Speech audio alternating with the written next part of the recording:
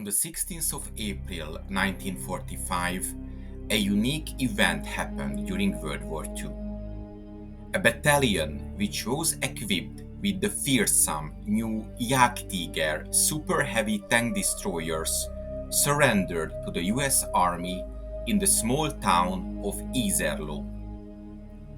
The 72-ton Jagdtiger was the heaviest armored fighting vehicle used operationally by any nation in World War II and the heaviest combat vehicle of any type to be produced during the conflict.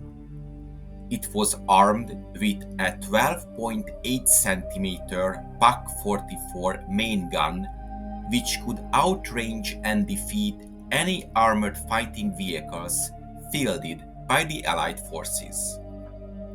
It saw brief service in small numbers from late 1944 until the end of the war on both the Western and Eastern Front. Although 150 were ordered, only around 80 were produced. Due to an excessive weight and underpowered drivetrain system, the Jagdtiger was plagued with mobility and mechanical problems.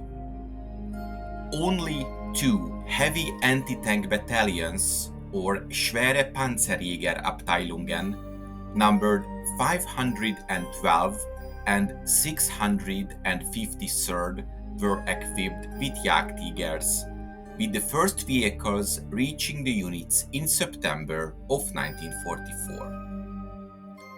The 512th Heavy Panzerjäger Battalion was formed and organized during the winter of 1944.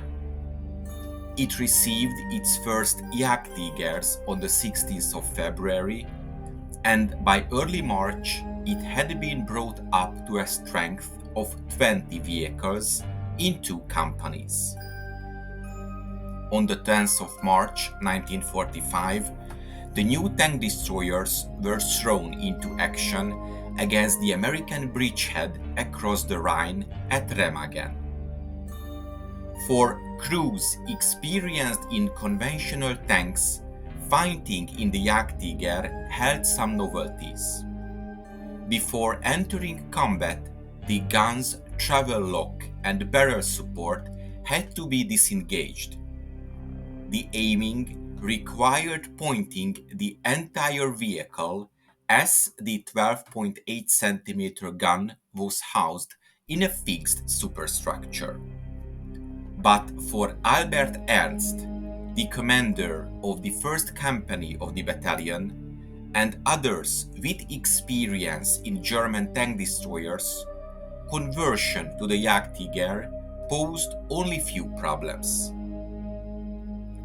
Albert Ernst enlisted in the Reichswehr in the 1930s at the age of 18.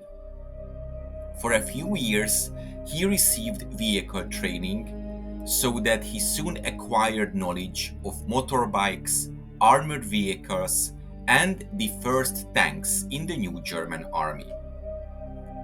From 1942 to 1943, he served in units equipped with the Marder anti-tank guns, which gave him experience that led to his promotion to lieutenant and his selection for the formation of the new tank destroyer unit equipped with the Nashorn model.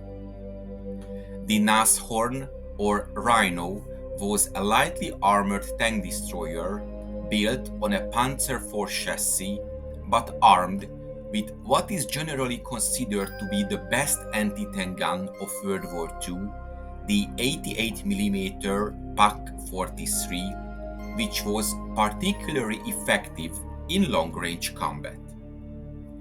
Albert Ernst was valued and recognized for his excellent handling of vehicles, knowing their faults and exploiting their strength.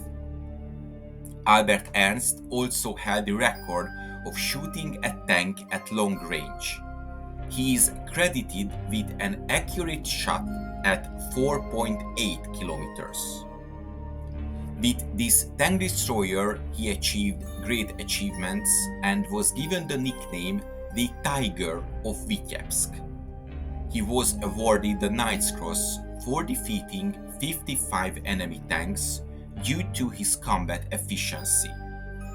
So Albert Ernst was the best choice to command the EU Jagdtiger Battalion. The German assault on the Remagen bridgehead failed mainly because the attack forces were committed piecemeal in March of 1945. General Fritz Bayerlein, commanding general of the German 53rd Army Corps, suggested that the attack not begin until all three designated German divisions and their heavy weapons were in place. This idea was rejected, however, and he was forced to attack on the 10th of March. Hitler had given orders to attack immediately with every available unit. The attack, in which the Ernst Battalion took part, was unsuccessful. Following the failure of the attack, Ernst and his Jagdtigers were given the job of covering the German withdrawal. The tank destroyers moved into position and knocked out pursuing American tanks from a range of 2 kilometers, demonstrating the outstanding accuracy of the Jagdtiger's 12.8 cm gun. So finally, the Jagdtigers could live up to their intimidating reputation on the rare occasions that they were able to deploy into good ambush positions miles away from enemy forces, allowing them to take full advantage of their oversized guns and minimize exposure to flank attacks. But the Reichsmarks and man-hours necessary to build a single Jagdtiger could have produced an entire platoon of Panther tanks, which were nearly as effective in most circumstances and less likely to break down. The malfunctioning super heavy tank destroyers highly benefited the desperate German armed forces.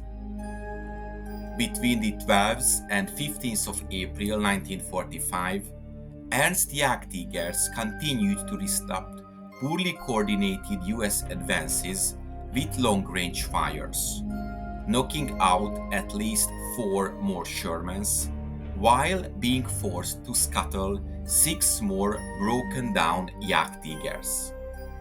However, as German positions collapsed, Captain Ernst was left the ranking officer in the entire region. Wishing to spare the refugee-packed town of Iserlohn from destruction, Ernst met with Lieutenant Colonel Robert Kriz, a battalion commander of the US 99th Infantry Division, on the 16th of April 1945 to arrange the surrender of the German forces in the pocket.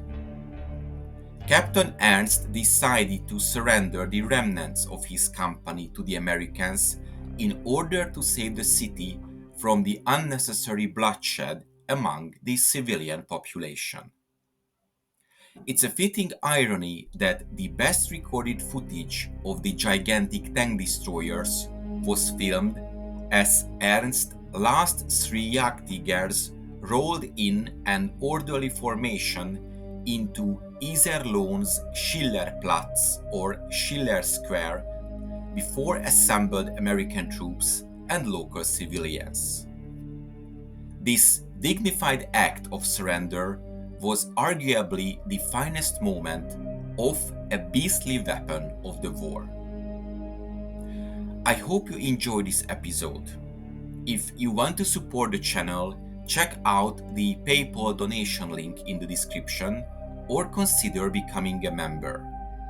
To make sure you don't miss my future work, subscribe to my channel please and press the bell notification button. Thank you and see you in the next video.